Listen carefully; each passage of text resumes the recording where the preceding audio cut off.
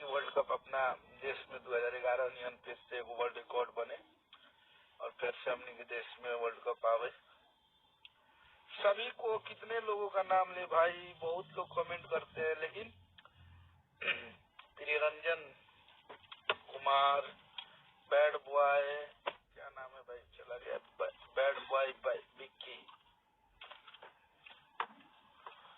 love you भाई, सभी को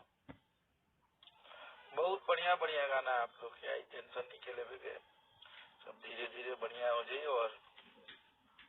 छठ बाद माहौल बनी और तगड़ा तगड़ा गाना हो, तगड़ा तगड़ा है, मतलब एकदम बारूद,